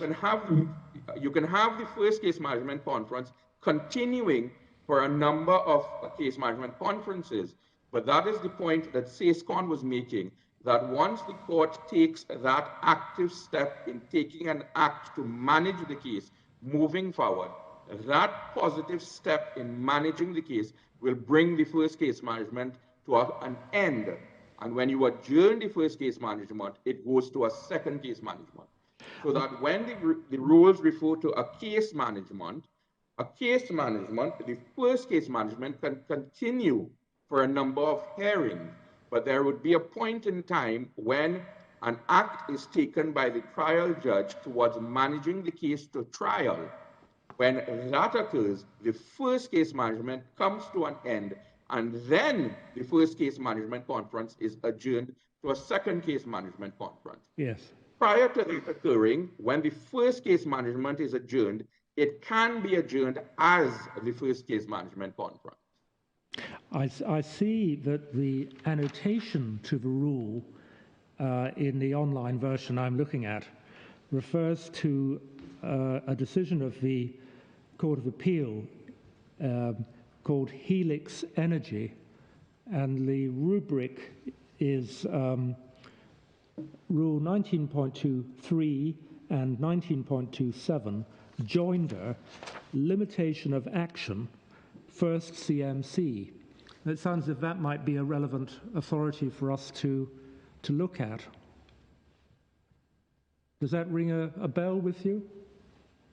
I believe so, my lord. I would have looked at that for the purposes of this application, and for some reason I did not think it was relevant. Possibly not. Well, it's called Helix Energy Solutions Group and Otis Ryan, and it was Civil Appeal number 157 of 2015, judgment dated the 12th of October, if it's American numbering, or the 10th of December if it's British numbering, of 2015. I recall looking at that, and for the purposes of this action, I do not think it was relevant. Okay, possibly not. I can have another look at it. Mr. McNamara, surely whether or not the first, as you call it, case management conference in this case was or was not adjourned depends on the order made at the end of it. Now, I don't think we have the order made at the end of that case management conference in the bundle, but the parties must have a copy of the order, and that would, one hopes, resolve this little debate once and for all, if only we could be sent it. Or them. And my lord, with respect, I don't think we even need to go there because permission was granted to file a reply and a reply was filed. And the reply is before this court. No, but if there have been 9 CMC conferences, and we're trying to decide whether they are all the same conference or they're 9 different conferences, then Lord Briggs's point is that the order made at the end would tell you whether the conference each time was adjourned or not. Yes, please, my lord. So if those orders could be found and sent to us, with luck, they would resolve this question. Certainly, my lord. Thank you. We will certainly endeavor to sign those orders. Thank you. That would be very helpful.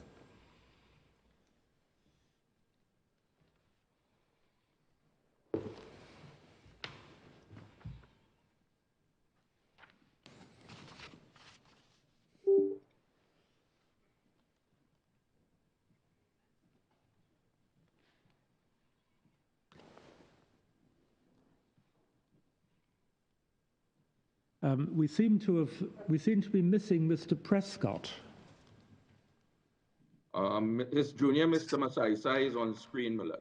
My lord, Mr. Prescott just ran to the washroom, please, my lord. Oh, I see. Very well. Well, in that case, we'll wait for him to return.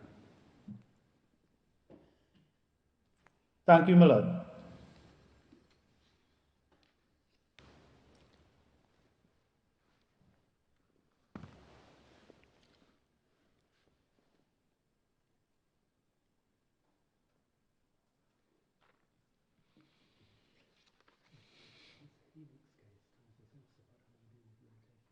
Oh, that's really helpful.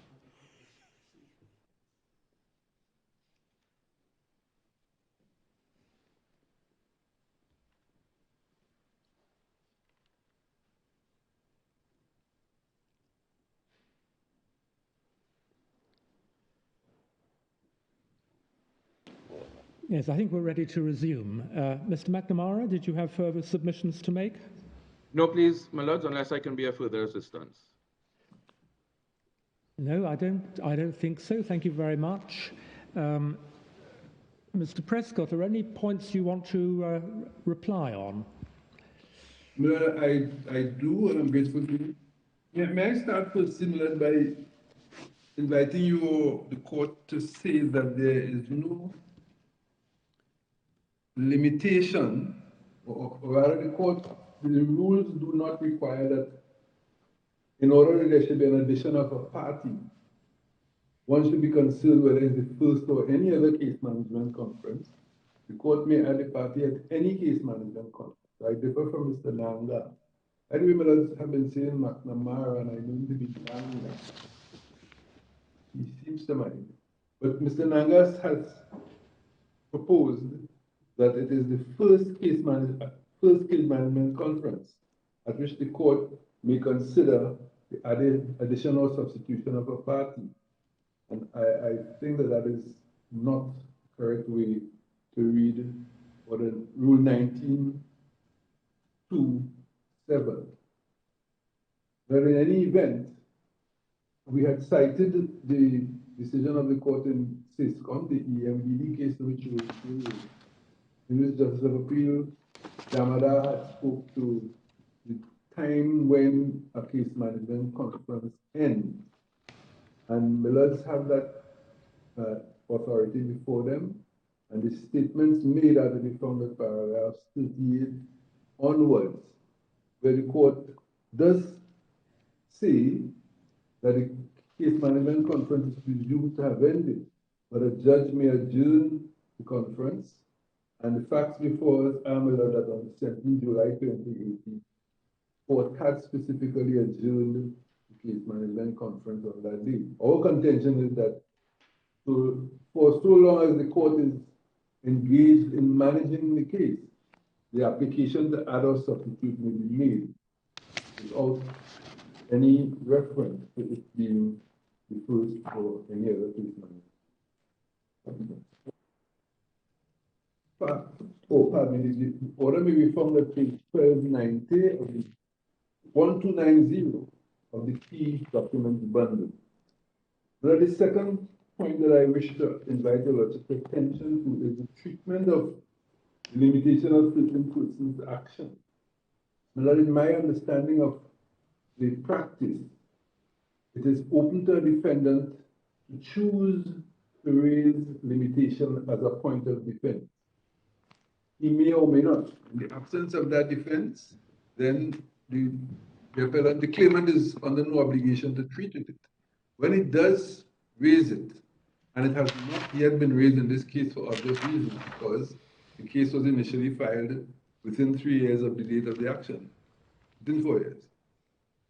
When the defendant does raise limitation, an application may be made by the claimant to have the benefit of Section 9 and the limitation period being disapplied. We have not at that stage, pardon me, indeed, because there is no defense before us. And if this court were inclined to substitute the members of the parent company, then it would be permitted by way of amendments allowed by this committee, to heed limitation, and the claimant would be permitted, claimant or claimants would be permitted to rely on Section 9 of the limitation of personal actions, certain actions act. I don't think I need to persuade your lordship that in the absence of the defense of limitation, there is nothing to treat with.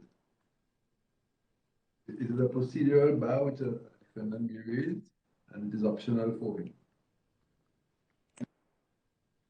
At any stage, whether to intervene to suggest to a party that he is not before the court because he is filed after the 4-year period. That would be an unauthorized inclusion. So I ask the court to give consideration to that, and may I just, because it is a matter before this court, ask the court to notice that whereas Rule 19(2)(6) says that the court may add or substitute a party at a case management conference, I'm saying at any case management. Rule 7 limits itself to additions and says where it is an addition, the court may not add a party after a case management conference in the application of an existing party unless that party can satisfy the court that the addition is necessary because of some change in circumstances. There clearly is some difference in complexion between an added party and a substituted party. A substituted party seems to contemplate the existence of extant proceedings, and as of now, there are proceedings extant, and there is a party for whom the members may be substituted. We have asked the court to consider both options, adding or substituting. And the purpose of my bringing 1927 to your court's attention is to say that there is a distinction in the mind of the draftsman between a person to be substituted as a party and a person to be added. And the requirement for a change of circumstances only applies where there is an addition. In which case, one then goes to Rule 19.3, which compounds it by saying the general rule is that a claim shall not fail because a person was added as a party who should not have been added, or a person who should have been made a party was not made a party. We say that we are such a person, sorry, the members are such a person. They should have been made a party and they were not made a party, and Rule 19.3 permits their addition. Notwithstanding that we are, well, more particularly so because the management conferences are not at an end. But I wish to deal with one point only, which I may have overlooked in my initial remarks. Insofar as it has been suggested that one should look through the evidence that is before the court, that is, say, the affidavit of Branca Showers and the pleadings, to determine whether there is evidence to satisfy Section 9.3.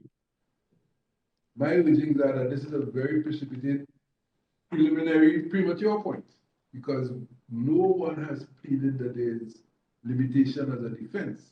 It is when there is such a pleading that one would expect the claimant to seek to put before the court evidence to determine why it has taken so long to plead, why they have taken so long to seek to become a party, that sort of thing.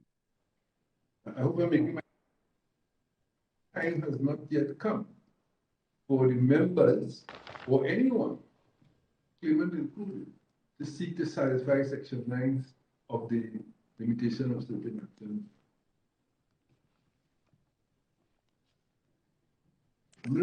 It appears that some contention that the respondents are likely to be prejudiced by any order that these parties should be substituted.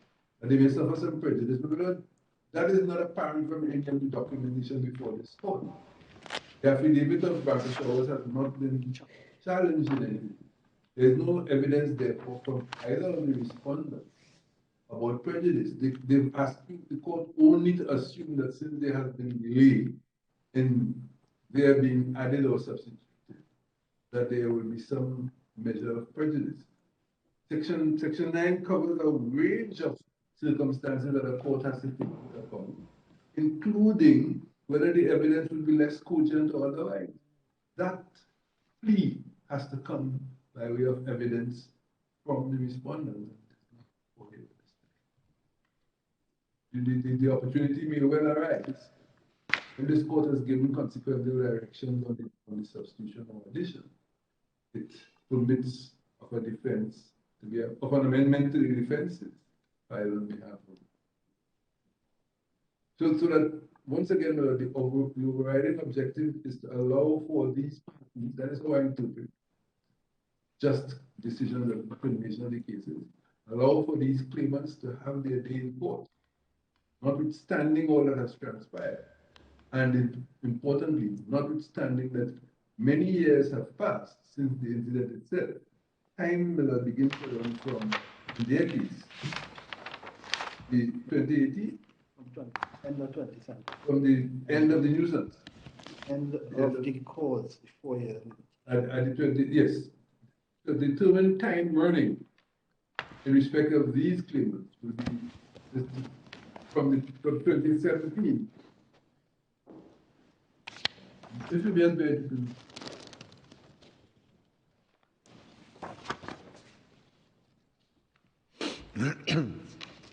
When the limitation period has ended, it is then I am urging that any considerations of delay should begin to be counted.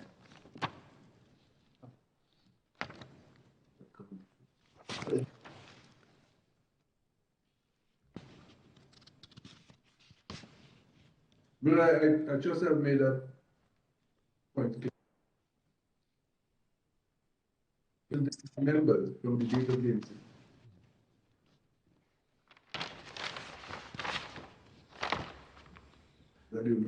Do you have any further submissions to make, Mr. Prescott? I have not a question. I've looked at the SACECON case now. I'm sorry, we are at an end, my lord. Thank you very much. Yes. Okay. I think Lord Briggs has a question for you, Mr. Prescott. Mr. Prescott, we were sent the SACECON case while council were making their submissions, and having now had a chance to look at it very quickly, it appears at paragraphs 36 and 37, with reason given at 38, to have been very clearly laid down by the Court of Appeal that a first case management conference is presumed to have ended at the close of the first hearing specified for that purpose, subject only to one exception, namely where it's been specifically stated and ordered and directed by the CPR judge that the first case management conference is adjourned and a fixed date, time and place for the adjourned conference are scheduled. And then the explanation follows, which is that a number of rules hang on that date, and therefore it's essential that it always be made clear. It simply reinforces my request to you as well as to your opponents that we see what the order was that was made at the first case management conference in these proceedings. Well, I'm happy to bring that to your attention. Well, it's in the bundle at page 1290, 1290. Thank you. Where the case had been adjourned on 17 July 2018. Case management partner had been adjourned. But was this the first one? No, it was the 9th. I thought Yes, the first one was in 2000. 11th May 2018. The application was filed on 11th May 2018. And on 17 July, the court, having heard the parties, adjourned to 30th November 2018, and specifically this matter is adjourned. Mr. Prescott, I was asking whether the first case management conference, which we were told was in 2015, was adjourned. Oh. We need to find out. Miller, I'm sorry, I misunderstood, and we do not have that information. No, I fully appreciate that, but it would help us if every effort could be made to find what the order was made at that conference. You certainly shall, Miller. So, Miller, unless there is some matter, that would be the fullness of the appellant's submissions. Thank you. Thank you, Mr. Prescott. Mr. McNamara, was there a point you wanted to raise? Much obliged, my lord. While Leonard Senior was making his submissions, I was able to locate the Helix judgment. Yes. Unfortunately, it's not a full judgment. It's in fact a transcript. My instructing attorney has sent a copy to the Privy Council's office. But again, it supports the manner in which I did my submissions, in that even if the limitation period could be disapplied, you still have to satisfy 19.2. So that they are really two separate questions. Even if you get over the limitation hurdle, you still need to get over Rule 19. Very well. Thank you, Mr. McNamara. Much obliged, Lord. Well, we're grateful to Council for their assistance. The board will now consider its decision, and we'll let you have our judgment as soon as we can. Thank you all very much.